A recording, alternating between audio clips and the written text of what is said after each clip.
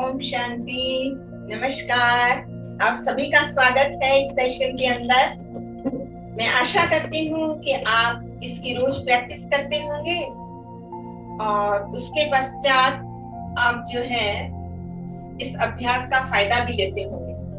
तो आज हम थोड़ा ऑफिस में बैठकर करने वाली जो एक्सरसाइज है पहले वो करेंगे, क्योंकि इसकी डिमांड आई है। इसलिए ऑफिस शुरू हो चुके हैं, इसलिए ज्यादातर सभी की ये इच्छा रहती है कि ऑफिस में तो थोड़ा लिमिटेड प्लेस होता है, इसलिए उसमें हम कैसे एक्सरसाइज कर सकते हैं सारी।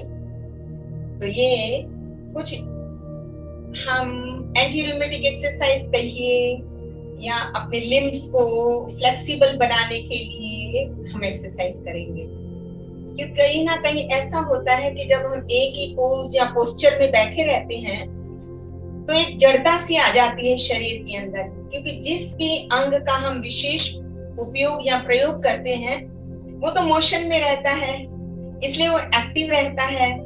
लेकिन जिसका प्रयोग नहीं करते हैं वो थोड़ा बेचारा सुस्त हो जाता है। फॉर एग्जाम्पल, हम राइट हैंड पे से जैसे ज्यादा काम लेते हैं तो राइट हैंड एकदम कोई बात करोगे ऐसे उठेगा, किसी चीज को उठाना हो राइट हैंड पहले जाएगा, आप किसी को वेलकम करोगे राइट हैंड से पहले कहेंगे प्लीज बैठिए, लेकिन लेफ्ट हैंड को आप यूज नहीं करते हैं। लेकिन कईयों की आदत होती है वो लेफ्ट हैंड ही यूज करते हैं for writing also, for everything. तो इसलिए आज हम एक्सरसाइज करते हैं। जब एक्सरसाइज करते हैं तो हर लिम्स का हम प्रयोग करते हैं। तो आज थोड़ा सा, सपोज आप ऑफिस में हैं तो बैठे बैठे कैसे करेंगे एक्सरसाइज वो बताते हैं। आप कुर्सी के ऊपर बैठे हैं और आप चाहते हैं थोड़ा वार्म अप करना है हमने, तो आप अपने हाथों से स्टार्ट कर सकते हैं, अपने पैरों से स्टार्ट कर सकते हैं।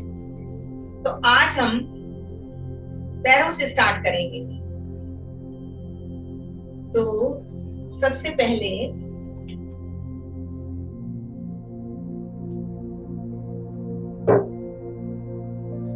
आप सीधे बैठेंगे, कमर से पीछे लग के बैठिए कुर्सी में। बिल्कुल जो पीठ है उसको सीधी रखने के लिए बिल्कुल पीछे बैठेंगे। और सपोज आपकी कुर्सी जो है वो आजकल ऑफिस में भी ऐसे स्लांट ऐसे रेस्ट में बैठते हैं, जैसे एरोप्लेन में बैठते हैं या कार चलाते हैं तो उसकी कुर्सी भी थोड़ी सी पीछे कर लेते हैं।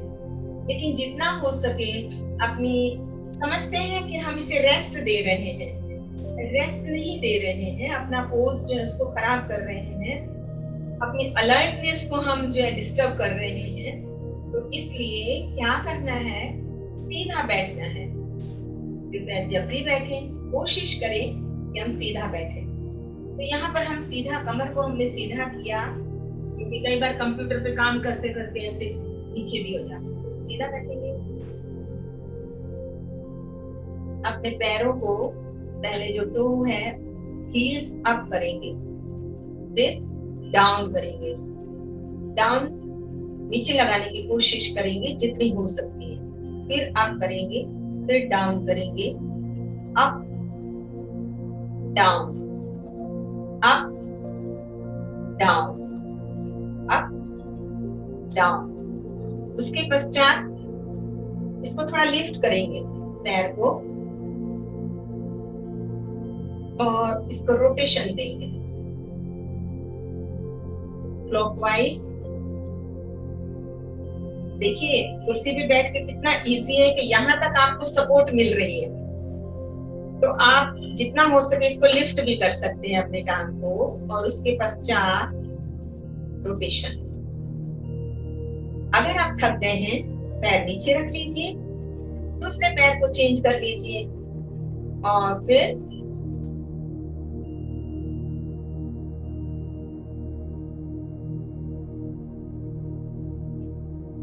टेन काउंटिंग तक आप कर सकते हैं। नीचे रख दीजिए। अभी यहाँ पर हमने क्लॉकवाइज किया था, तो एंटी क्लॉकवाइज करेंगे। आराम से बड़े अच्छे से अटेंशन पूरा उस जोड़ विशेष पे सांसों की गति सामान्य उसे लेते रहें, छोड़ते रहें। Now change the feet. यहाँ पर हमने एंटी क्लॉकवाइज पहले किया था, अब ऑपोजिट डायरेक्शन में करेंगे जितना हो सके। उसके पश्चात दोनों पैरों को आपस में, जैसे क्लैपिंग हम बैठ के करते थे वैसे, क्योंकि इजीली आप कर सकते हैं। आपको लगे कि मेरा बैलेंस खराब हो सकता है इससे, please hold here, place both the hands here, take the support and then हाथों से क्लैपिंग नहीं, या हम पैरों से कर रहे हैं। और आपको ज्ञात हो कि ये सारी हमारी जो रीढ़ की हड्डी है, ये समझ लीजिए इसके पॉइंट है यहाँ पर। रेस्ट।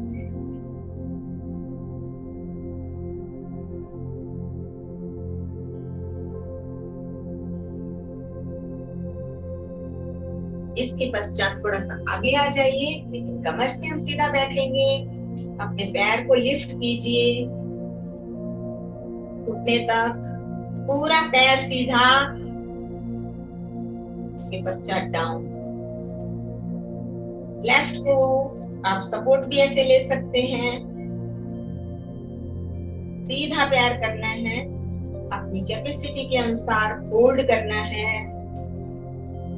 5 काउंटिंग, 10 काउंटिंग, 15 काउंटिंग, धीरे धीरे इंक्रीज करेंगे तो मसल्स के अंदर स्ट्रेंथ पैदा होती है। डाउन। राइट लेग से तान दीजिए आगे की तरफ।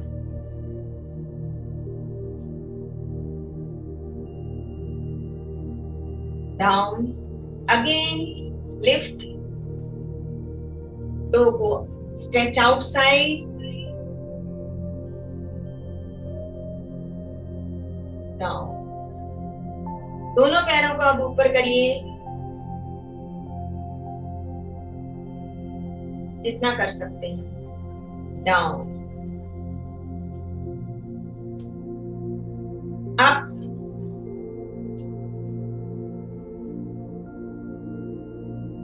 डाउन।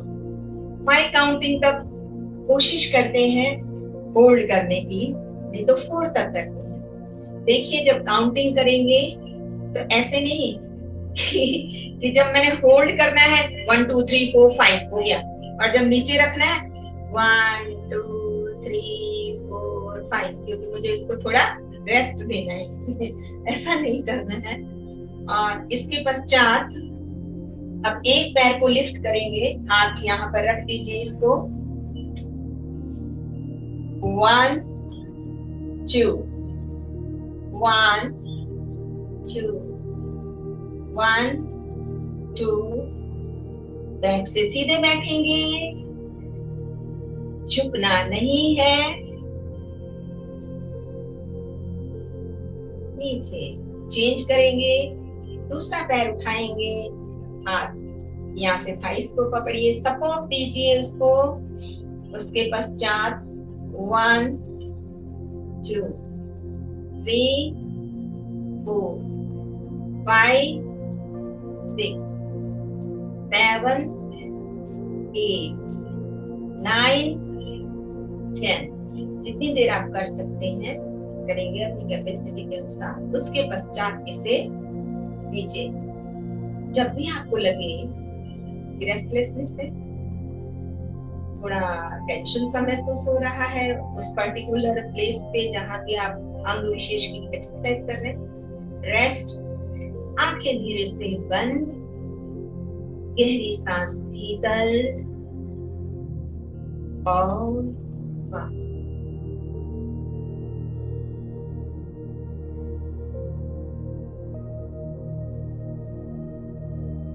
उसके पश्चात फिर रेडी हो जाइए। अब पैरों को क्रॉस करिए, नीचे क्रॉस कर रहे हैं हम। ये देखिए सारा हम बैठे बैठे कर रहे हैं। तो ये सीनियर सिटीजन जो है जो बहुत ज्यादा चल फिर नहीं सकते हैं वो भी कर सकते हैं।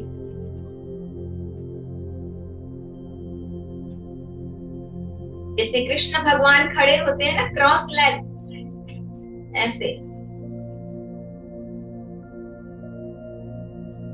छोड़ दीजिए। आप देख रहे हैं यहाँ सारा मसल्स जो है उनकी एक्सरसाइज हो रही है। आपको अपने आप पता लगेगा कौन से अंग विशेष की एक्सरसाइज हो रही है, क्योंकि वहां वहां आपको महसूसता होगी। जितना आप अपने पर एक्सरसाइज करते ध्यान देंगे, आप जान पाएंगे कहाँ स्ट्रेचिंग हो रही है, कौन सा मसल रिलैक्स हो रहा है, वो तो आप ज्यादा एंजॉय करेंगे। आप बैठे बैठे भी इसको थोड़ा साइड टर्न कीजिए, जितना हो सकता है उतना साइड टर्न करें। सामने आ जाइए, साइड टर्न, सामने, साइड टर्न, सामने। दोनों हाथ ऊपर करेंगे, सामने और डाउन, अप, सामने, और फिर धीरे से अप डाउन, अप अप। सामने ही रखेंगे। जब पीछे जाएंगे तो पूरा पीछे हमारे दोनों हाथ बने हुए हैं, ऊपर की तरफ है खींचे हुए, और यहाँ से पीछे की तरफ हम इसको पुश कर रहे हैं, जो शोल्डर है वहां से।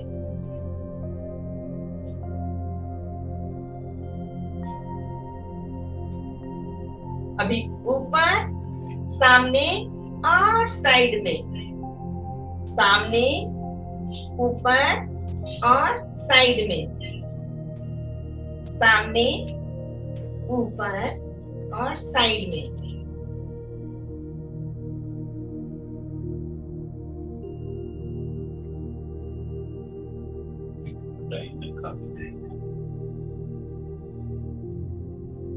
अभी ये हमने किया, उसके पश्चात दोनों हाथ हमने यहाँ रख दिए, शोल्डर रोटेशन हम करेंगे।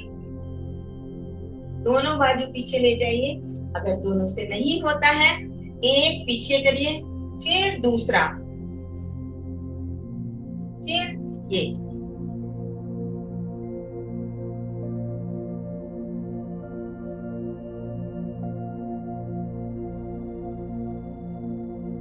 जैसे हम स्टेप लेते हैं तो एक पैर आगे रखते हैं, फिर दूसरा रखते हैं। ऐसे समझना है कि मैं कंधों को ऐसे चला रहा हूं। चलो फिर से करेंगे, शाबाश।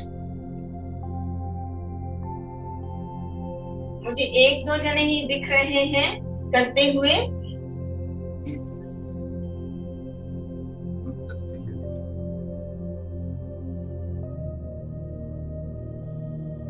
अब दोनों कंधे पीछे, और अगर नहीं होता है तो क्या करेंगे, दोनों हाथ यहाँ रखेंगे और जैसे इनके ऊपर मालिश कर रहे हो, घुटनों के ऊपर हम मालिश कर रहे हैं, तो अपने आप हमारे शोल्डर आगे पीछे हो रहे हैं। पीछे की तरफ किया था, अब आगे की तरफ।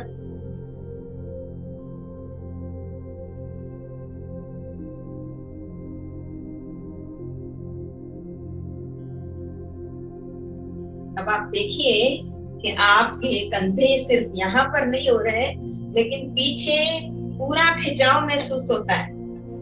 आप हमें लिख के भी डाल सकते हैं कि इस एक्सरसाइज में मुझे यहाँ पे बेनिफिट हुआ, तो हमें बहुत अच्छा लगेगा।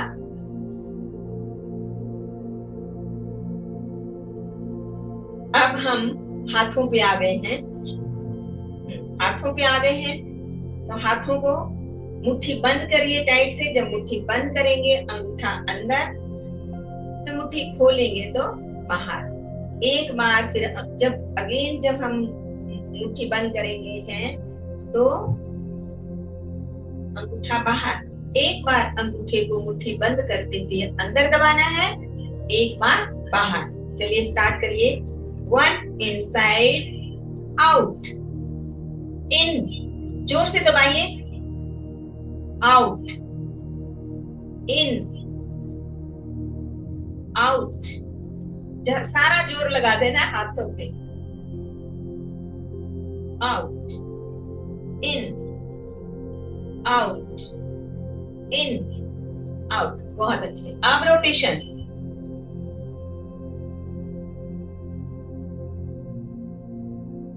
Now opposite side.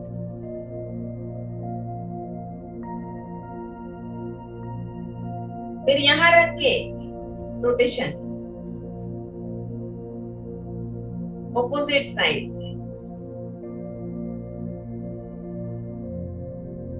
साइड में रखकर रोटेशन। देखिए कहां तक इसका प्रभाव पड़ रहा है। Opposite side, hands down, take little rest, breathe in and out. अब साइड में हाथ रखेंगे और इनको ऐसे पीछे की तरफ, जैसे कि पूरा हम हथेली को ऐसे ट्विस्ट करके पीछे उल्टा करने की कोशिश कर रहे हैं। सामने अभी आसमान की तरफ है, अब हमने इसको डाउन करना है पूरा, जितना भी पीछे की तरफ जा सके। देखिए पूरी बाजू की एक्सरसाइज हो रही है।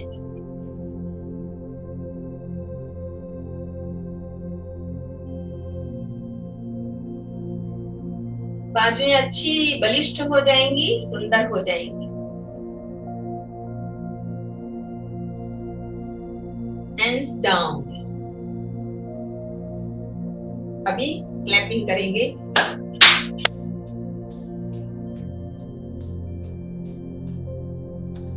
बोलिए पूरा।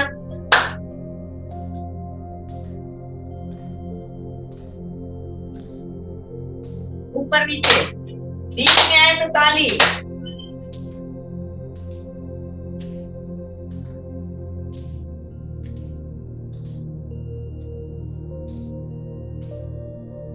अब ये दोनों फिंगर्स आपस में पूरी ऐसे खोल दीजिए। टाइट एंड लूज, टाइट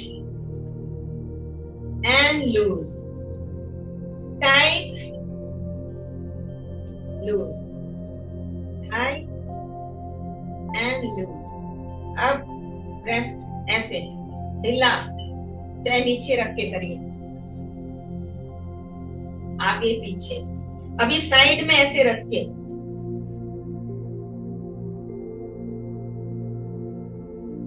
कोई बात नहीं, एंजॉय करते हुए साइड में भी ऐसे ले जा सकते हैं। आगे साइड में, फिर फ्रंट साइड, साइड, और धीरे से रख दीजिए वापस अपने दोनों हाथ यहाँ पे। गहरी सांस भीतर लीजिए और महसूस कीजिए।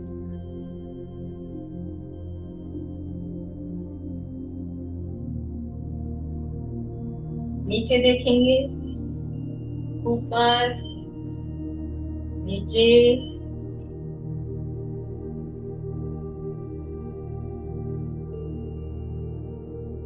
नीचे, down, up, down, up, side to side,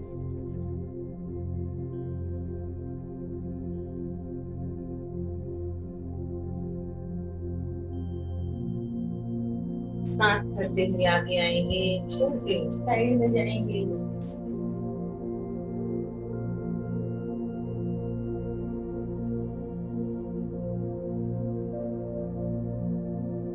side to side, जैसे कान को कंधे पे लगाने की कोशिश कर रहे हैं। कंधे नहीं उचकने हैं, सिर्फ गर्दन से ऐसे महसूस करना है। हम डाउन कर देंगे। हो गई ये एक्सरसाइज पूरी, हमने सिटिंग पे करी है, हम बिल्कुल खड़े नहीं हुए हैं। अभी कल करेंगे खड़े होके हम कैसे एक्सरसाइज करेंगे। तो आज समय सीमा समाप्त हो रही है। आंखें बंद, थोड़ी ओम ध्वनि करेंगे।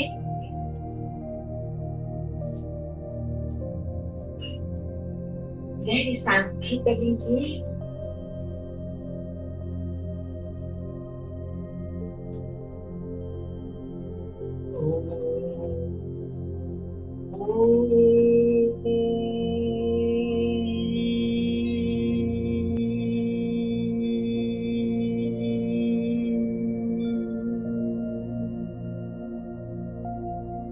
जब आप ओम स्टार्ट करेंगे तो यहाँ से शुरू होगा, फिर उसके वाइब्रेशन यहाँ पर आएंगे और लास्ट में जब माँ करते हो तो उनके वाइब्रेशन मैं नहीं बताऊंगी, आप फील करेंगे कि कहाँ कहाँ पर वाइब्रेशंस पैदा होते हैं। आऊम आऊम पूरा इस तरह से आएगा।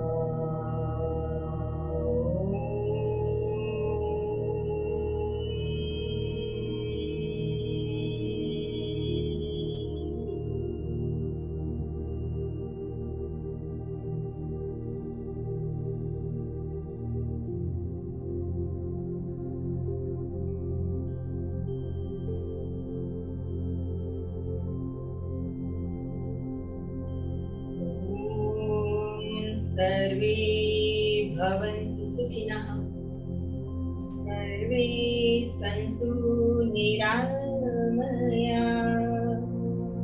सर्वे भद्राणि पश्यन्तु,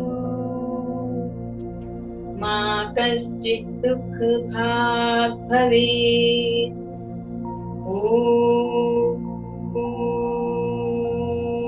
सहनो भवतु, सहनो भुनक्तु, सह वीर्यं करवावहि, तेजस्विनावधीतमस्तु, मा विद्विषावहि।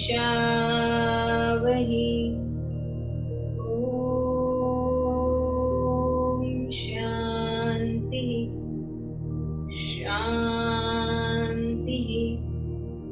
शांति।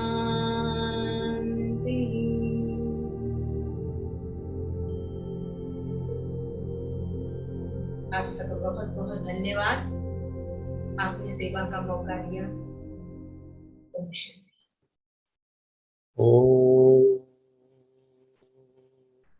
ओम शांति।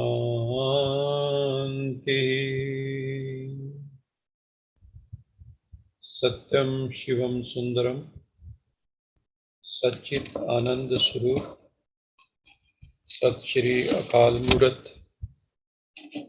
परम पिता परमात्मा की परम प्रिय संतान, प्यारे भाइयों तथा बहनों, अभी हम सब कुछ फिजिकल एक्सरसाइजेस कर रहे थे। इसका उद्देश्य होता है हम अपनी बॉडीली फिटनेस बना के रखें, a sound mind in a sound body, ऐसा कहा जाता है, ये वक्तव्य है। तो हमें माइंड को भी साउंड करना है, माइंड को भी डिसिप्लिन करना है और शरीर को भी अनुशासित करना है। ऐसा अनुशासन में आ जाए जैसे ओलंपिक्स में हम देखते हैं कि जो वहाँ कॉम्पिटिटर्स हैं कि आप देखो, एथलेटिक्स हैं, जिम्नास्ट्स हैं, उनकी फिटनेस देखो कितनी हाई लेवल की है। तो हमें भी हर लेवल पे फिटनेस को लाना है। परमात्मा भी चाहता है कि मेरे बच्चे फिट हों, मेंटली भी फिजिकली भी। और हमारे जो देवी देवता दिखाते हैं बहुत खूबसूरत, वो मेंटली भी फिट हैं, फिजिकली भी फिट हैं, तो उनकी हम पूजा करते हैं, वर्शिप करते हैं। हमें भी अपने जीवन में अनुशासन को लाना है, डिसिप्लिन को लाना है, कुछ नियम कानून हैं उनको लाना है। जीवन तब तक खूबसूरत नहीं बनता जब तक कुछ पैरामीटर्स में बंधा हुआ ना हो। अगर घोड़े को लगाम ना दी जाए तो वो कहीं भी गिरा सकता है हमें। मन रूपी घोड़ा है, अगर इस पे हम सवार हो जाएं और ये अनुशासित ना हो, ट्रेंड ना हो, लगाम वाला ना हो, तो हमें कहीं भी गिरा सकता है। ये जिंदगी में हमारे जितने भी एक्सीडेंट्स होते हैं जिसके कारण जीवन में दुख होता है, कोई भी घटना हो जो हमें दुख देती है वो एक्सीडेंट ही है। मन के धरातल पे हो, वाणी के धरातल पे हो, कर्म के धरातल पे हो, वो हमें दुख देते हैं। तो एक तरह के हम एक्सीडेंट करते हैं, कोई ना कोई नियम, कोई न कोई कानून हमसे उल्लंघन होता है, या मन की मर्यादाओं का उल्लंघन होता है। क्योंकि हमें ये कई बार पता ही नहीं होता, हम अपने मन के अधीन हो जाते हैं। तो मन के अधीन हमें नहीं होना है, हमें जो है श्रेष्ठ बन के रहना है।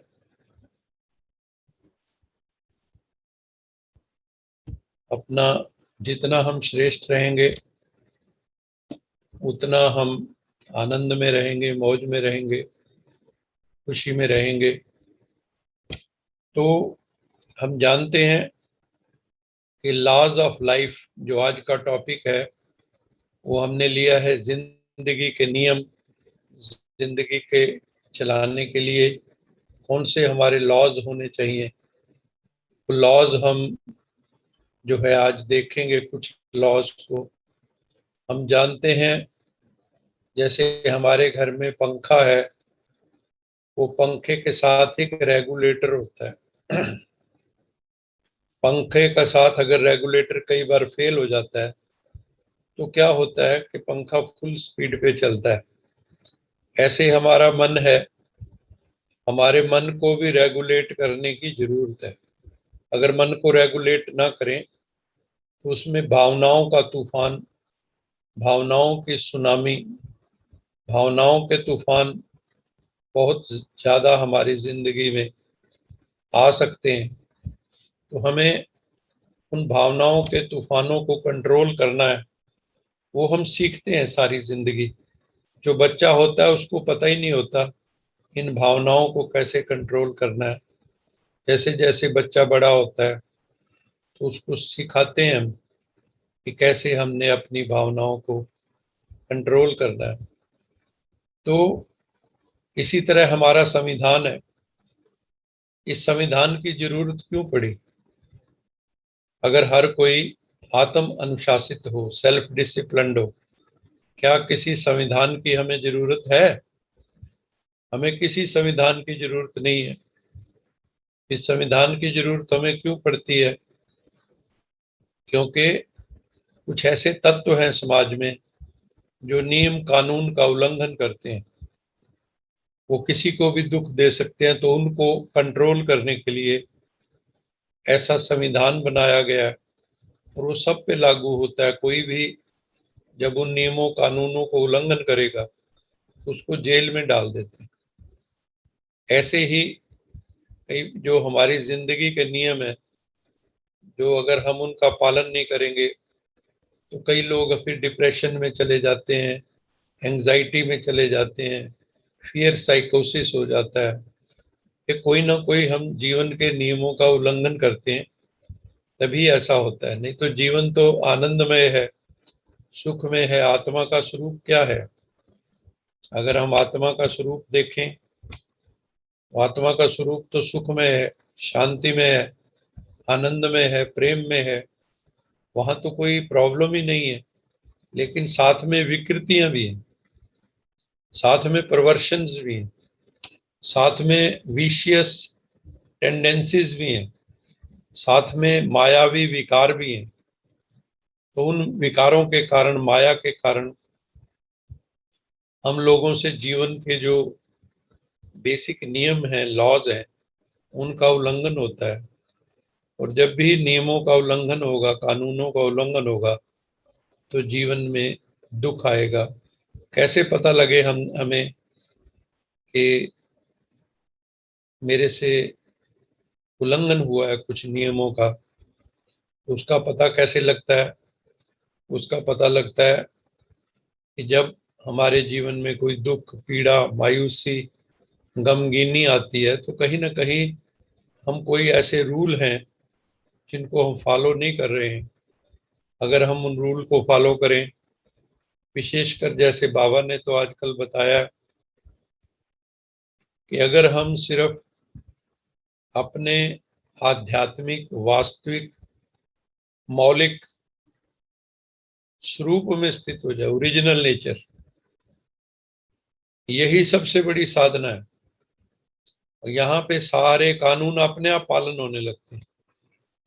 अगर मैं शांत स्वरूप हूँ, मैं क्रोध स्वरूप नहीं हूँ, मैं वायलेंट नहीं हूँ, मैं किसी को दुख नहीं देता हूँ, न मन से, न वाणी से, न कर्म से, तो जीवन में अगर हर इंसान ऐसे करे कि उसके कारण किसी को दुख न पहुंचे, किसी को पीड़ा न पहुंचे, तो ये समाज आज भी स्वर्ग बन सकता है। लेकिन ऐसे तत्व हैं समाज में जिनमें ईर्ष्या के संस्कार है, अहंकार है, वो दूसरों को नीचा दिखाना चाहते हैं। खुद तो बड़ा हो, कोई हर्जा नहीं है, लेकिन जब हम चाहते हैं कि हम दूसरों को नीचा दिखाएं, तो ये एक बुरी बात हो जाती है। तो इसलिए हमें जीवन के कुछ नियम हैं, उनका हमें पालन करना सीखना चाहिए। इसी तरह जैसे वर्ल्डली संविधान है देश का, इसी तरह गॉडली संविधान है, जिसको हम यहाँ पे रोज जो मुरली के पॉइंट डिस्कस करते हैं, हम उसमें कहते हैं कि ये श्रीमत गीता, कहते हैं श्रीमद भगवत गीता, भगवान की श्रीमत का गीत, सॉन्ग डिवाइन। सॉन्ग क्यों कहा? भगवान की श्रीमत को सॉन्ग क्यों कहा? क्योंकि जब हम कोई सॉन्ग सुनते हैं, कोई हम गीत सुनते हैं, तो जीवन में एक मेलोडी, एक आनंद घटित होता है, हम खो जाते हैं उसमें। ऐसे ही हमारे जीवन में जब श्रीमत, ईश्वरी ज्ञान, योग, दिव्य गुणों की धारणा, सेवा, ये घटित होते हैं, तो जीवन में एक मेलोडी आती है, मेलोडियस लाइफ, हारमोनियस लाइफ हो जाती, आनंदमय लाइफ हो जाती, सुख में लाइफ हो जाती, शांतमयी जिंदगी हो जाती। तो हमें इसलिए जो ईश्वरीय संविधान है, जो अनरिटन कॉन्स्टिट्यूशन है, उसका पालन करना चाहिए। जैसे कहते हैं कि जो संसारिक, जो हमारे देश का संविधान है, अगर हम उसका उल्लंघन करते हैं तो हमें उसको क्रिमिनल माना जाता है, एक्ट, कई एक्ट क्रिमिनल माने जाते हैं। क्राइम माना जाता है। और अगर हम गॉडली कॉन्स्टिट्यूशन का उल्लंघन करते हैं तो उसको सिन कहा जाता है, उसको पाप कहा जाता है। तो क्राइम अथवा सिन ये हमसे नहीं होने चाहिए। तो आज हम कुछ जो है नियमों की चर्चा करेंगे और हम कोशिश करेंगे कि हम उन नियमों को अपने जीवन में समझें कि ये कौन से नियम हैं जो हमारे जीवन को श्रेष्ठ बनाते हैं, ऊंचा बनाते हैं। हम जानते हैं कि इस वक्त संसार में किस चीज की जरूरत है? आध्यात्मिक क्रांति की। This world needs a spiritual revolution at this moment of time. इस संसार में अब आध्यात्मिक क्रांति की सख्त जरूरत है। स्पिरिचुअल का मतलब हम जानते हैं, व्हाट इज स्पिरिट। हमने इतने दिनों से जाना, नोइंग आवर रियल आइडेंटिटी। हम कई पहले शरीर को अपनी रियल आइडेंटिटी समझते थे। वास्तव में रियल आइडेंटिटी कौन सी है हमारी, हमारा वास्तविक स्वरूप कौन सा है? जब तक हम उसको नहीं जानेंगे तो स्पिरिचुअल रेवोल्यूशन नहीं आ सकता। और जब स्पिरिचुअल रेवोल्यूशन, आध्यात्मिक क्रांति, आध्यात्मिक परिवर्तन वो भी लार्ज स्केल पे घटित होगा, तभी इस जीवन के अंदर, इस संसार के अंदर जो है स्पिरिचुअल रेवोल्यूशन से ही सेल्फ एवोल्यूशन होगा। हर आत्मा का जो विकास है वो कैसे होगा? स्पिरिचुअल रेवोल्यूशन से। तो हमें स्पिरिचुअल रेवोल्यूशन अपने जिंदगी में लाना है, और ना केवल अपनी बल्कि इस पूरे एग्जिस्टेंस की रियलिटी को समझना है, पूरे ब्रह्मांड की, यूनिवर्स की रियलिटी को समझना है। जो इस वर्ल्ड को गवर्न करने वाले फैक्टर्स हैं, चाहे प्राकृतिक हो चाहे सुपर नेचुरल हो, उनको भी हमें समझना है, तभी हमारे जीवन में स्पिरिचुअल रेवोल्यूशन आएगा। तो हमें जो सुप्रीम रियलिटी है, गॉड फादर, जो सारे धर्म वाले जिसको मानते हैं कि वो परमेश्वर, उस रियलिटी को भी हमें जानना होगा। What is God? गॉड क्या है? परमेश्वर क्या है? God is pure consciousness. परमात्मा संपूर्ण पवित्र चेतना है। परमात्मा संपूर्ण सत्यता है, ट्रुथफुलनेस है। God is ocean of love. God is almighty, सर्वशक्तिवान है। गॉड इज पतित पावन, वो सोल्स को प्योरीफाई करने के लिए। तो इन रियलिटी को हमें समझना होगा कि these are spiritual realities. Soul and supreme soul, आत्मा, परम आत्मा, इनको हमें समझना होगा, तभी लॉज ऑफ लाइफ समझ में आएंगे। और एक चीज और भी समझनी है हमें, ये जो संसार हम देख रहे हैं, this world is a interplay of soul, God and nature. इसको त्रैतवाद भी कहते हैं। त्रैत मैंने तीन, ट्रिनिटी। ट्रिनिटी तीन कौन सी चीजें हैं? एक है सोल, एक है supreme soul, souls are many, supreme soul is one, God is one, God is truth. और एक है नेचर, ये प्रकृति जगत जो हम बाहर देख रहे हैं। ये शरीर मेरा किसका बना है? पांच तत्वों का। ये पांच तत्व नेचर हैं। ये इस संसार में जो हम देख रहे हैं, ये प्लांट्स जो हम देख रहे हैं, एनिमल्स, सबकी बॉडीज किस चीज की बनी हुई है? ये सारी जो है interplay of soul, God and nature, ये नेचर की बनी हुई है। तो प्रकृति को हम देख रहे हैं, प्रकृति चेंज हो रही है, प्रकृति में भी चेंजेस आ रहे हैं। तो एक बड़ा भारी इस समय स्पिरिचुअल रेवोल्यूशन की जरूरत है। रेवोल्यूशन हम किसको कहते हैं? क्रांति। जब एक बड़ा लार्जर ग्रुप एक डिजायर्ड चेंज के लिए काम करता है, जैसे हम चाहते हैं, सारा संसार क्या चाहता है, हम सब क्या चाहते हैं, दूसरे शब्दों में तो कह देते हैं हम राम राज्य चाहते हैं। लेकिन राम राज्य कैसे आएगा? राम राज्य लाने के लिए राम राज्य का डिसिप्लिन चाहिए, तो वो हमें समझना होगा। देखो, जो भी दुनिया में क्रांति आई, जैसे चाइना वगैरह, रशिया, कार्ल मार्क्स के कारण, लेनिन के कारण, वो वायलेंट जो है क्रांति आई। ऐसे फ्रेंच रेवोल्यूशन, इंडस्ट्रियल रेवोल्यूशन, कई रेवोल्यूशन आए। लेकिन सबसे बड़ा जो रेवोल्यूशन इस वक्त नीड ऑफ द आवर है, दैट इज स्पिरिचुअल रेवोल्यूशन। जब तक ये स्पिरिचुअल रेवोल्यूशन नहीं आएगा, तब तक समाज में परिवर्तन नहीं होगा।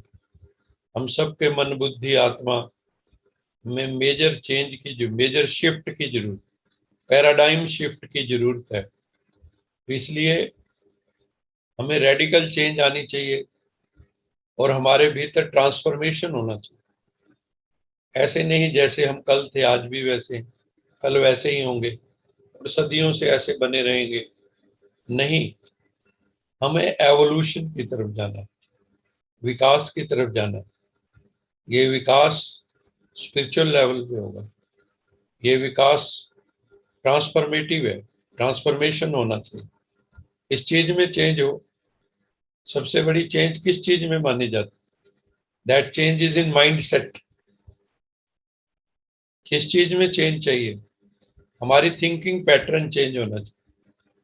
आज जो हमारा बिलीफ सिस्टम है, जो चीज हमारा विश्वास का प्रणाली है, जो हमारा वैल्यू सिस्टम है, बिलीफ सिस्टम, वैल्यू सिस्टम, इसमें हमें चेंज लानी होगी।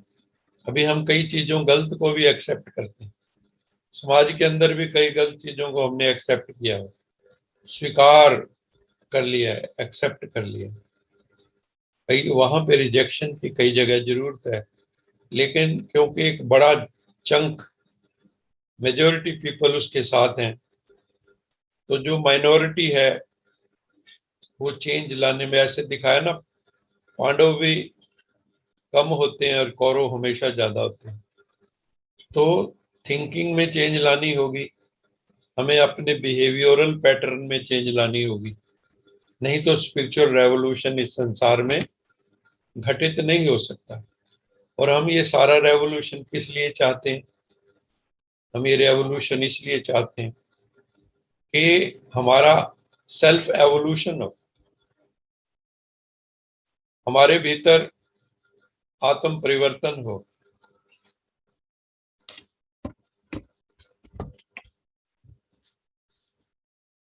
और उसको वो कैसे होगा? वो होगा quest for truth. Quest for truth, सत्य की खोज। हमें सत्य को आत्मसात करना होगा। पहले to know the truth and then to imbibe the truth. सत्य मेरा स्वरूप बन जाए, और भगवान सत्य है, हमें आके सत्य बताता है। ऋषि मुनियों ने भी सत्य खोजने की कोशिश की, बड़े बड़े पीर पैगंबरों ने भी सत्य कोशिश की, लेकिन अंत में एक ही रिजल्ट पे पहुंचे, नेति नेति, कि वो बेअंत है, परमेश्वर बेअंत है, उसको हम जान नहीं सकते हैं। लेकिन ये भी कहा है, सोई जाने जिस देहि जनाई। ये सत्य है कि कोई भी किसी को जान नहीं सकता। आप परमेश्वर की बात करते हैं, मैं तो कहता हूं कि आप एक व्यक्ति दूसरे व्यक्ति को नहीं जान सकता। पति पत्नी घर में रहते हैं सारी जिंदगी, वो भी कई बार देखते हैं मैंने आपका ये रूप नहीं देखा है। तो पूरा, जब एक व्यक्ति दूसरे व्यक्ति को, एक आत्मा दूसरी आत्मा को नहीं जान पाती, जो साथ रह रहे हैं, जब तक कि वो अपने बारे में पूरी तरह बताए ना, अपने आप को रिवील ना करे। तो जब एक आत्मा दूसरी आत्मा को नहीं जान सकती, तो एक आत्मा परमात्मा को कैसे जान लेगी? तो आत्मा तभी परमात्मा को जान सकती है जब परमात्मा धर्म ग्लानि के समय इस धरा पर आकर अपना परिचय देते हैं कि मैं निराकारी, निर्विकारी, निरहंकारी, निर्विकार, निर्विकल्प परमात्मा इस धरा पर आया हूं। उसको हमें समझना होगा। वो ज्ञान का सागर है। वो हमें बताता है कि व्हाट इज ट्रुथ। हम लोगों को एब्सोल्यूट ट्रुथ का पता कहाँ है। इसलिए झगड़े होते हैं। हर आदमी कहता है मेरा अपना ट्रुथ है, और उन ट्रुथ के कारण हमारे झगड़े होते रहते हैं। हर आदमी सच्चा सुच्चा है और फिर भी झगड़े हो रहे हैं। This is wonderful. तो इसलिए हमें स्पिरिट और बॉडी को, आत्मा और शरीर को उसके प्रॉपर पर्सपेक्टिव में समझना होगा। जब तक ये नहीं हम जान पाएंगे, तब तक जिंदगी के नियमों को भी हम नहीं समझ पाएंगे। और हमें ये भी जानना होगा कि जैसी आत्मा होती है ना, और उसका वैसा ही एक्सप्रेशन इस बॉडी के द्वारा होता है। तो माइंड, इंटेलेक्ट एंड संस्कार, हम लोगों ने ये सुना इतने दिनों में कि हमारा मन, हमारी बुद्धि, हमारे संस्कार, इनको हमें समझना होगा। माइंड सेट को समझना होगा, अपने आप को समझना होगा।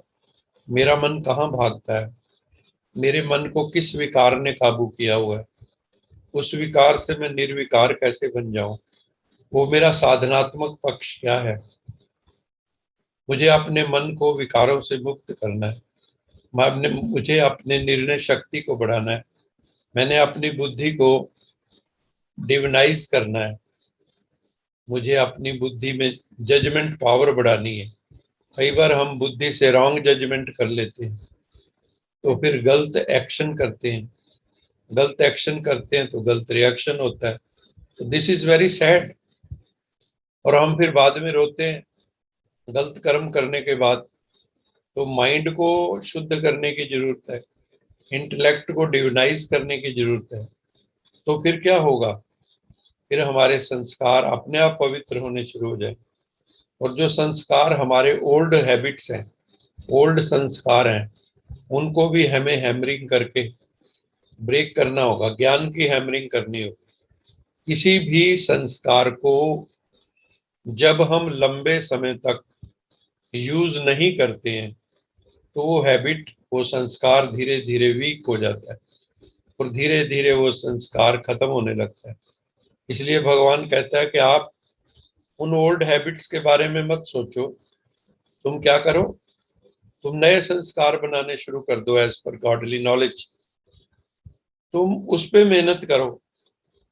नए संस्कार डालोगे, पुरानों को छुओगे नहीं, तो आप कुछ समय बाद देखोगे कि योर ओल्ड संस्कार हैव ऑलरेडी बीन वीकन्ड। वो कमजोर होके आपको छोड़ जाएंगे। और यही हम चाहते हैं। यही हमारा सेल्फ एवोल्यूशन हो रहा है। और ये अनुभव की बात है कि सेल्फ एवोल्यूशन हो रहा है।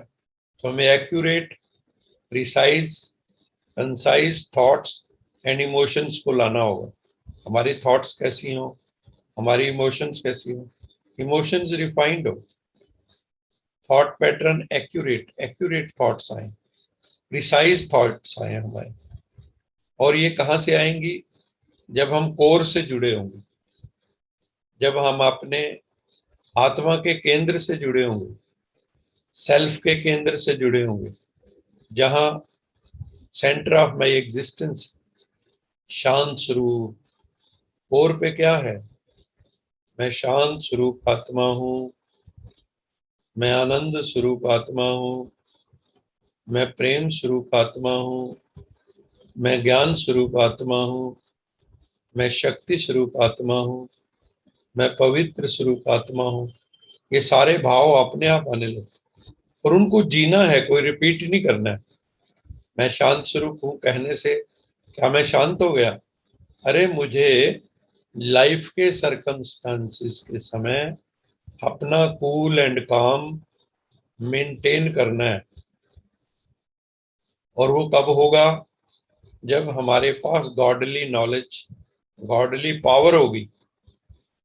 यौगिक शक्ति होगी हमारी।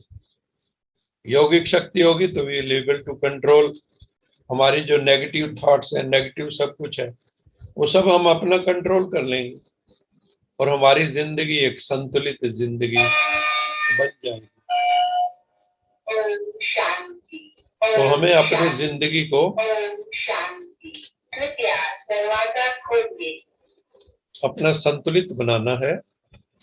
तो स्पिरिचुअल रेवोल्यूशन अपनी जिंदगी में लाना है और स्पिरिचुअल रेवोल्यूशन के ऊपर एक हमारे भाई जो हैं उन्होंने किताब भी लिखी है, लिज ने, कि Brahma Kumaris has become a highly respected worldwide movement headed by women, जो संसार में एक बहुत बड़ी क्रांति आई है, पीस एंड प्योरिटी।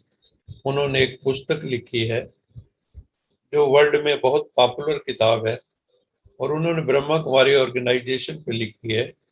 ये highly respected worldwide movement है जिसको वीमेन चला रही हैं। This unique organisation works with profound spirituality at its core and it is renowned for campaigns and global projects। ये बहुत बड़े ग्लोबल प्रोजेक्ट कर रही हैं। Peace and purity tracks the expansion of the group worldwide, और इनकी movement जो है पीस एंड प्योरिटी के कारण सारे विश्व में फैली है। तो आज हम यही खत्म करते हैं। कल हम अपने जो लॉज ऑफ लाइफ हैं उनको शुरू करेंगे। अभी हम थोड़ी देर बाबा की मुरली के पॉइंट सुनेंगे और उसके पश्चात हम जो है मेडिटेशन करेंगे।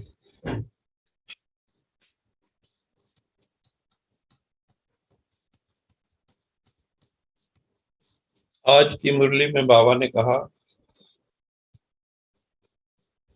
सत्यम शिवम सुंदरम सच्चित आनंद स्वरूप सत श्री अकाल मूर्त परम पिता परमात्मा शिव ने कहा, मीठे बच्चे सबको यही पैगाम दो कि देह सही देह के सब धर्मों को छोड़कर अपने को आत्मा समझो तथा एक परम पिता परमात्मा को याद करो तो सभी दुख दर्द दूर हो जाएंगे। यही संदेश सबको देना है कि इंसान का इंसान से हो भाईचारा, यही पैगाम हमारा, यही पैगाम हमारा, कि हम सब आपस में भाई भाई हैं। यही हमारा संदेश है। आत्मिक दृष्टि से हम आपस में भाई भाई हैं, उसी भाव को हमें जागृत करना है और देह के सर्व संबंध एवं धर्मों को भूलकर एक परम पिता परमात्मा की शरण में आ जाना है। गीता में भी यही भाव है, सर्वधर्मान परित्यज्य मामेकम शरणम व्रज अहम त्वा सर्व पापे विमोक्षयिष्यामि। हे अर्जुन, सब धर्मों को छोड़ के तू मेरी शरण में आ जा, मैं तुझे सब पापों से मुक्त कर दूंगा। जिस प्रकार प्रजापिता ब्रह्मा कुमारी श्री विश्वविद्यालय के जो शुरू में संस्थापक प्रजापिता ब्रह्मा थे, उन्होंने अपना तन मन धन सर्वस्व शिव बाबा को अर्पित कर दिया और स्वयं ट्रस्टी बन गए। ऐसे हम बच्चों को भी वह अपना तन मन धन प्रभु को देना है। तन मन धन सब तेरा, तेरा तुझको सौंपते क्या लागे मेरा। किसी भी पाप आत्मा को दान नहीं देना चाहिए, नहीं तो उसकी सजा हमें भी भोगनी पड़ेगी। सबसे अच्छा तो यही है कि हम जो अपना धन है ईश्वरीय कार्य में लगाएं, क्योंकि उसमें कोई भी खतरा नहीं है, क्योंकि उससे अनेक आत्माओं का मन बुद्धि आत्मा का विकास हो रहा है। और हम ट्रस्टी बनकर चलें, श्रीमत की पूरा फॉलो करें, जो परमात्मा हमें गाइड कर रहा है उस गाइडेंस पे हम पूरा चलें। वो कोड ऑफ कंडक्ट है लाइफ के लिए, तो हमें श्रीमत को फॉलो करना चाहिए। और अगर हम फॉलो करेंगे तो हम संपूर्ण मानव और मानवी बन जाएंगे। बाबा ने कहा है कि ज्ञान अमृत रोज पीना है, इन कानों से हमें अमृत पीना है, ज्ञान अमृत, और उसका केवल श्रवण नहीं करना, मनन भी करना है, और कभी भी लो फीलिंग में नहीं आना है। अपने को महावीर समझना है। जिंदगी से हमें फाइट करनी, फ्लाइट नहीं करनी है। हमें स्ट्रांग समझना है खुद को, हमें महावीर समझना है।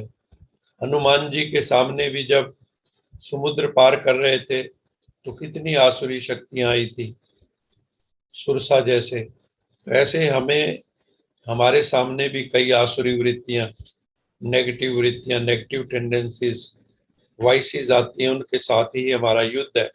लेकिन परमात्मा को साथ रखेंगे तो हमारी निश्चय ही विजय होगी। और फिर बाबा कहते हैं कि बच्चे, जहां पे भी आप हो सबसे तोड़ निभाना है, अंत तक निभाना है, लेकिन याद परमात्मा को करना है। होश में जीना है, निरंतर होश में जीना है। याद रखना है अपनी मृत्यु को, किसी भी क्षण आ सकती है। आत्म स्मृति बनी रहनी चाहिए। और ये याद रखें, हमने ये दिल किसी को नहीं देना, दिल एक परमात्मा को देना है। नहीं तो इस दुनिया में तो इस दिल के टुकड़े हजार हुए, कोई यहाँ गिरा कोई वहां गिरा। दिल तो उस सच्चे दिलबर को ही देना है। ये याद रहेगा तो दुनिया में जीना निभाना आसान हो जाएगा। विघ्नों से कभी डरना नहीं है। विघ्न तो part and parcel of life है, उनको हल करना आर्ट ऑफ लाइफ है। तो हमें अपना जो है जीवन में बहुत श्रेष्ठ अपने आप को बनाकर रखना है, तभी हमारा जीवन बहुत खूबसूरत होगा। हम जीवन में हमें आनंद घटित होगा, मौज होगी। अभी हम थोड़ी देर के लिए मेडिटेशन करेंगे सभी मिलकर, और उससे पहले यश जी को निवेदन कर रहे हैं कि वो आकर हमें एक मधुर गीत सुनाएं। यश जी। ओम शांति।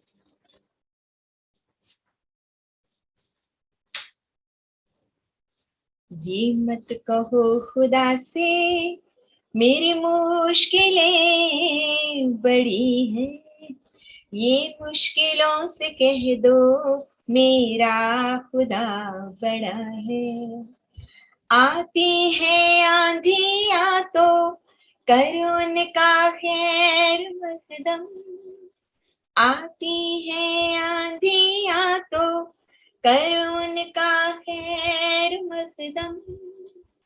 तूफान से लड़ने खुदा ने तुझे गढ़ा है, ये मत कहो खुदा से मेरी मुश्किलें बड़ी है, ये मुश्किलों से कह दो मेरा खुदा बड़ा। अग्नि में तप कर सोना है और भी निखरता, अग्नि में तप कर सोना है और भी निखरता। दुर्गम को पार करके हिमालय कोई चढ़ा है, लाएगी रंग मेहनत आखिर तुम्हारी एक दिन, होगा विशाल तरवर ये बीज जो पड़ा है। ये मत कहो खुदा से मेरी मुश्किलें बड़ी हैं, ये मुश्किलों से कह दो मेरा खुदा बड़ा है। मेरा खुदा बड़ा है। वो सर्व शक्तियों से जब साथ है हमारे, वो सर्व शक्तियों से जब साथ है हमारे, हर काम उसके रहते हरगिज हुआ पड़ा है। पल भी हारना ना, हिम्मत का कदम बढ़ाओ, हजारों कदम बढ़ाने वो सामने खड़ा है। ये मत कहो खुदा से मेरी मुश्किलें बड़ी हैं, ये मुश्किलों से कह दो मेरा खुदा बड़ा है, मेरा खुदा बड़ा है, मेरा खुदा बड़ा है। बहुत सुंदर। ये मत कहो खुदा से मेरी मुश्किलें बड़ी हैं, ये मुश्किलों से कह दो मेरा खुदा बड़ा है। इसलिए कभी भी पराजय के संकल्प ना हो, हार के संकल्प ना हो, हम घबराएं नहीं। खुदा हमारे साथ हर पल खड़ा है, हमें गाइड कर रहा है। तो हमारा बहुत बड़ा सौभाग्य है। तो इसलिए हम सबको तो खूब मौज में, मस्ती में, कोई भी पूछे क्या हाल चाल है तो यही कहो खुशहाल, फरिश्तों जैसी चाल है। यही भाव हमारा रहना चाहिए। तो अभी चलो हम भगवान को मिल के आते हैं, शिव बाबा को, या उसको यहाँ बुला लेते हैं, या हम उसके पास चले जाते हैं, मन से मिल लेते हैं, उससे प्यार से मिल लेते हैं। दिल से ही मिलना होता है, रूहानी मिलन है ये। चलो उड़ते हैं, अपने आप में लौट आओ, अपनी रियल आइडेंटिटी में आ जाओ। हु एम आई। आप ये देखो मेरे मुख से कौन बोल रहा है, कौन बोल रहा है? ये आत्मा बोल रही है। इन आंखों से कौन सुन रहा है? आंखों से देखने वाली शक्ति कौन है? आत्मा देख रही है। कानों से सुनने वाली शक्ति कौन है? आत्मा है। उसमें हमें स्थित होना है। मैं आंख नहीं हूँ, मैं आत्मा आंख की भी आंख हूँ, कान का भी कान हूँ, मुख का भी मुख हूँ मैं। तो उसमें स्थित हो जाओ, भ्रिकुटी में आ जाओ, बिंदु रूप में आ जाओ। मेरे मस्तक में डायमंड है, फ्लॉलेस डायमंड आत्मा हीरे की तरह चमक रही है। आइए मैं डायमंड सोल,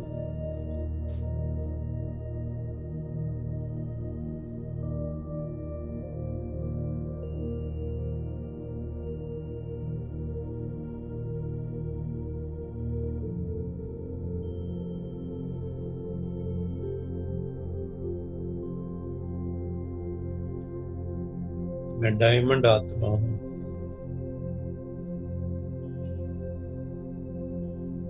इस डायमंड से सतरंगी किरणें निकल रही हैं, शांति की किरणें, आनंद की किरणें, प्रेम की किरणें, ज्ञान की किरणें, शक्ति की किरणें, पवित्रता की किरणें, सुख की किरणें, जॉय की किरणें, ब्लिस की किरणें। ये इंद्रधनुषीय डायमंड है।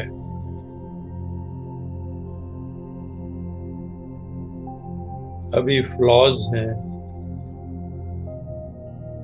परम पिता परमात्मा हमें फ्लॉलेस बना रहा है। शिव बाबा परम धाम से आकर हम सब रूहों को फ्लॉलेस बना रहा है, बेदाग बना रहा है।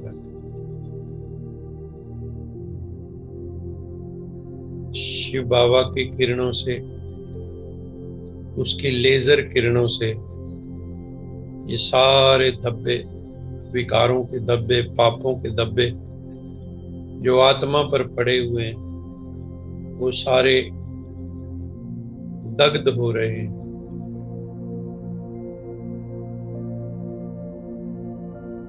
हम सबके सिर के ऊपर परम पिता परमात्मा की अनंत किरणें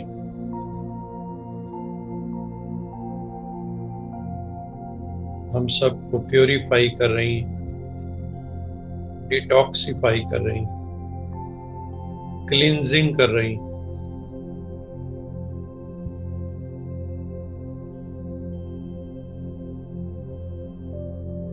मैं शुद्ध, पवित्र, निर्मल आत्मा बनती जा रही हूं।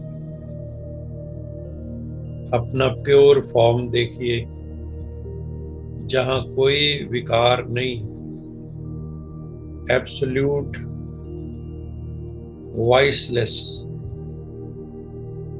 अपने उस रूप का दर्शन कीजिए जो संपूर्ण स्वरूप है, फ्लॉलेस, बेदाग हीरा, चमकने वाला हीरा, सतरंगी हीरा, बहुत खूबसूरत हीरा, प्योरिटी पर्सोनिफाइड,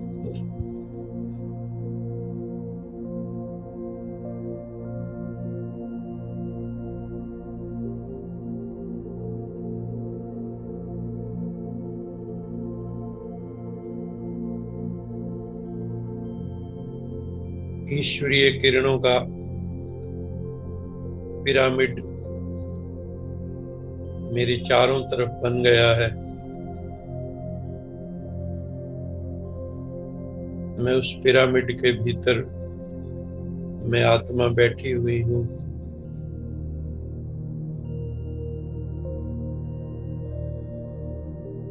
मेरा शरीर भी प्रकाश का बन गया है, सफेद रोशनी का बन गया है, एस्ट्रल बॉडी बन गई है, फरिश्ताई शरीर बन गया है, हड्डी मांस का पुतला नहीं है, सूक्ष्म शरीर है, एस्ट्रल बॉडी है, एंजेलिक बॉडी है। उस एंजेलिक बॉडी में, भ्रिकुटी में विशिष्ट प्रकाश, विशेष प्रकाश,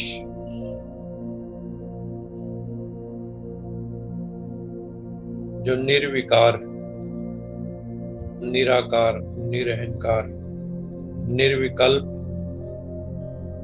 निराधार,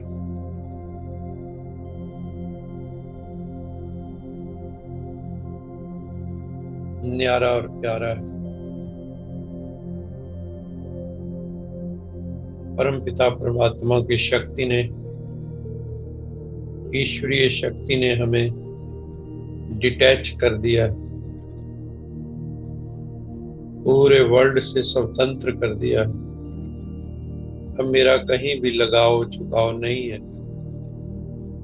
मैं संपूर्ण मुक्त आत्मा हूँ। मेरा सबसे प्यार है, लेकिन मोह किसी से नहीं। मैं मोहजीत आत्मा हूँ,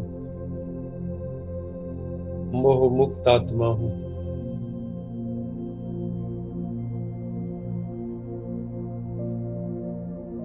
मैं मोहन बनती जा रही हूँ, मनमोहन, श्री कृष्ण की तरह। मनमोहन अर्थात मन मोह न, जिसके मन में मोह नहीं है वो है मनमोहन। मन मोह न, जब मन में मोह नहीं होगा तो हम मनमोहन बन जाएंगे।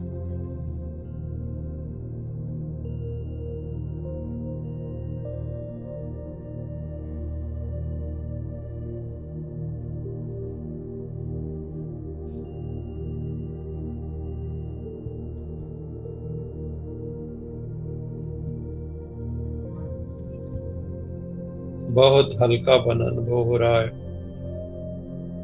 डबल लाइट का अनुभव हो रहा है। हल्कापन भी है, प्रकाश रूप भी है, आनंद ही आनंद है। कोई चिंता नहीं, कोई फिक्र नहीं, कोई गम नहीं, कोई भय नहीं, अभयपन की स्थिति, मस्ती की स्थिति, कुमारी की स्थिति। मुझे कुछ नहीं चाहिए, इच्छा मात्रम विद्या। I don't need anything.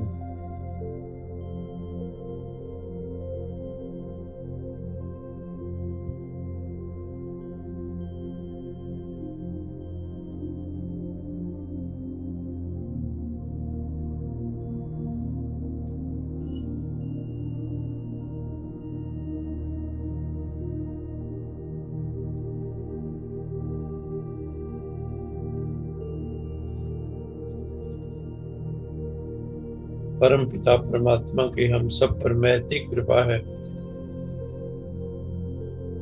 बहुत ग्रेस है हम सब आत्माओं पर।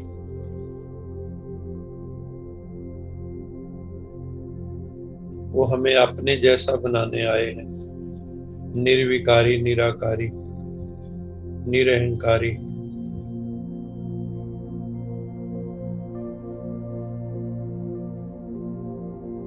मैं मुक्त आत्मा हूँ, मैं जीवन मुक्त आत्मा हूँ। मेरे सब बंधन कट चुके हैं, बंधन की रस्सियां कट चुकी हैं, लौकिक अलौकिक सब बंधन कट गए। मैं एब्सोल्यूट साल्वेशन का अनुभव कर रहा हूँ, एब्सोल्यूट लिबरेशन का अनुभव कर रहा हूँ। मैं मुक्त आत्मा हूँ, मैं जीवन मुक्त आत्मा हूँ। बस आनंद ही आनंद है। आनंद प्या मेरी माए सतगुरु में पाया, सतगुर ता पाया सहज सेती, मन वजियां बधाइयां।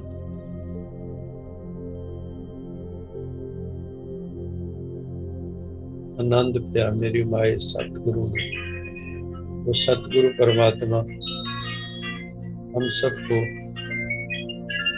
आनंद में बना रहा है।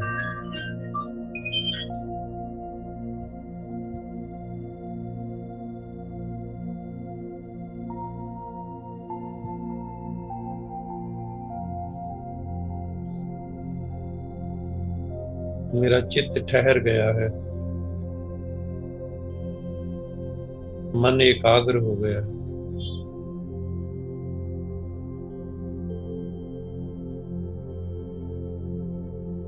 बस आनंद ही आनंद है।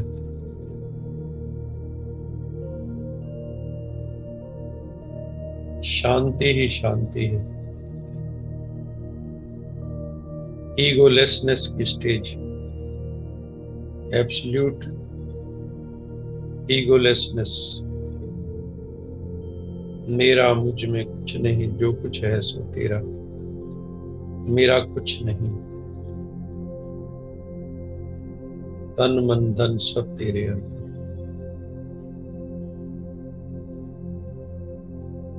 मैं से तू की यात्रा, मैं समाप्त होता जा रहा है, तू ही तू बनता जा रहा है।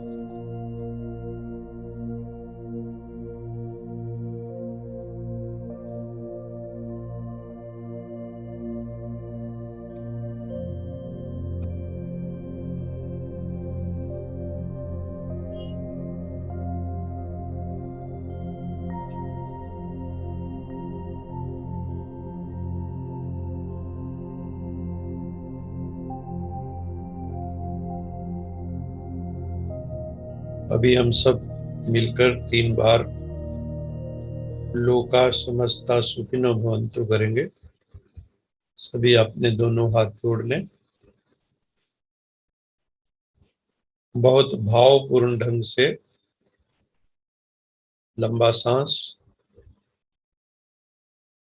लोका समस्ता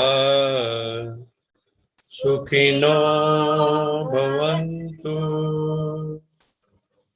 लोका समस्ता सुखिनो भवन्तु, लोका समस्ता सुखिनो भवन्तु।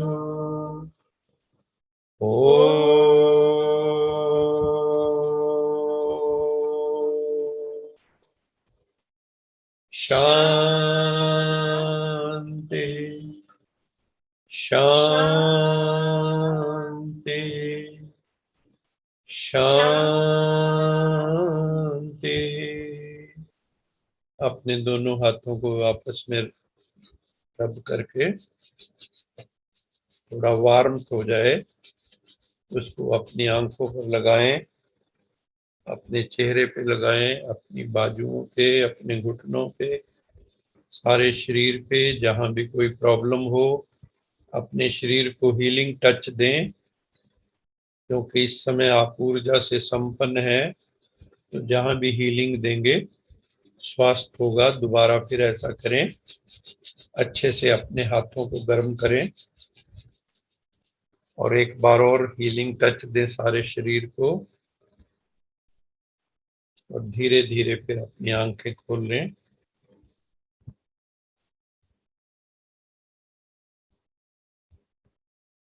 तो आप सभी भाई बहनों का बहुत बहुत धन्यवाद। आज मैं देख रहा हूँ हमारी प्यारी बहन निर्मल जी भी जुड़े हुए हैं। जी आपका स्वागत भी है, धन्यवाद भी है। और भी चैल साहब, खुराना साहब की फैमिली, बरेली वाली फैमिली, और भी बहुत सी आत्माएं, डॉक्टर स्वर्ण लता चंडीगढ़ से जुड़े हुए हैं, और भी अनेक अनेक आत्माएं जो हैं जुड़ी हुई हैं। उन सब का बहुत बहुत स्वागत है। नागर साहब, डॉक्टर तेजपाल नागर, डॉक्टर शकुंतला नागर, अनेक आत्माएं, हिंदू वधवा जी जुड़े हुए हैं। तो आप सबका स्वागत है। कल फिर हम आपस में मिलेंगे। और ये जो हमने मुद्दा उठाया है कि जिंदगी को जीने के जो हमारे लॉज हैं, जो अगर हम उन लॉज का पालन करेंगे, जैसे इस संविधान के लॉ हैं, तो हमारा जीवन बहुत खूबसूरत हो जाएगा, डिसिप्लिन्ड लाइफ हो जाएगी, अनुशासित जीवन हो जाएगा। तो हम उन लॉज की चर्चा कल डिटेल में करेंगे। 7 to 8 लॉज हैं। अगर हम उन 7-8 जो भी नियम हैं जिंदगी के, जो भगवान ने भी आके हमें बताए हैं, अगर हम उन नियमों का पालन करेंगे तो जिंदगी बहुत खूबसूरत हो जाएगी, आनंद भर जाएगी, मौज से भर जाएगी, खुशियों से भर जाएगी। इन्हीं शब्दों के साथ मैं आप सबका बहुत बहुत धन्यवादी हूँ कि आपने बहुत प्रेम से सुना। आपकी जिंदगी में खुशियों के फूल खिलें, इन्हीं भावनाओं के साथ आप सबका बहुत बहुत धन्यवाद। कल मुलाकात होगी। ओम शांति। God bless you all.